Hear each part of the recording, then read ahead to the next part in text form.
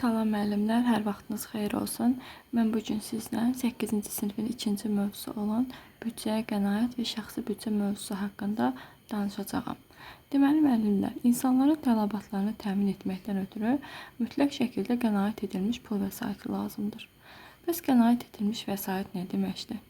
Belə ki, ailənin ümumi gəlirindən yaşayış üçün sərf olunmuş pulların qənaəti hesabına yığılmış pul kütləsi qənaət edilmiş vəsait adlanır.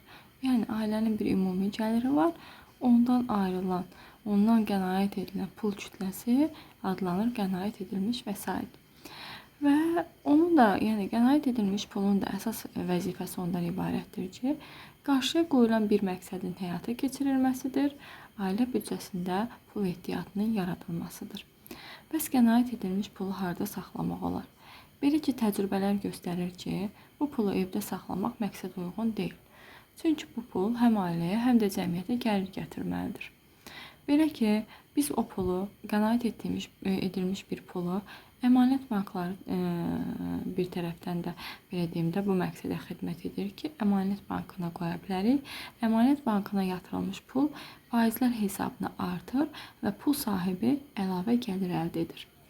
Qənaət edilmiş vəsaiti eyni zamanda qiymətli kağızların, əntiq əşyaların, qiymətli metallardan hazırlanmış zərgərlik məmulatlarının alınmasına da sərf etmək məqsədə uyğundur.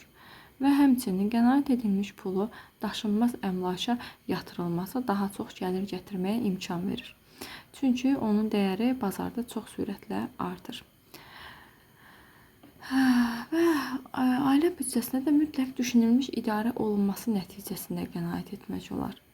Ailənin pul vəsaitinin qorunmasının müxtəlif üsulları var.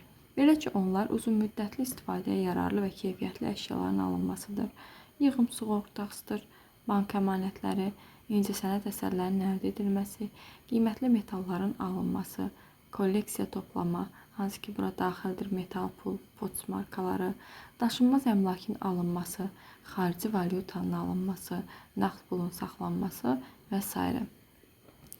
Ailə büdcəsi olduğu kimi şəxsi büdcədə olur. Gəlin, deməli, ilk öncə baxaq görək daşınmaz əmlak nədir? Torpaq və torpaq üzərində mülkiyyətə deyilir. Və hansı ki, istehsalat sahələri, yaşayış binaları bura daxildir. Dediyimiz kimi, ailə büdcəsi olduğu kimi şəxsi büdcədə var. Hər büdcədə olduğu kimi şagirdin də büdcəsində xərclər öz əksini tapmalıdır.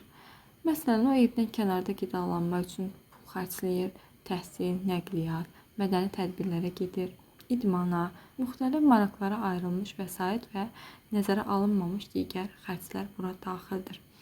Büdcə ümumilikdə nəyə bərabərdir? Nəyə deyilir? Büdcə müəyyən zaman kəsiyində gəlir və xərcin planlaşdırılmasıdır.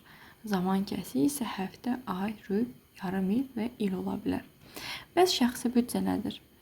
Büdcə sözünün izahından belə çıxır ki, şəxsi büdcə bir fərdin müəyyən zaman kəsiyində gəlirinin və xərcinin planlaşdırılmasıdır. Beləliklə, ailə büdcəsi ailənin müəyyən zaman kəsiyində gəlirlərinin və xərcinin planlaşdırılması deməkdir.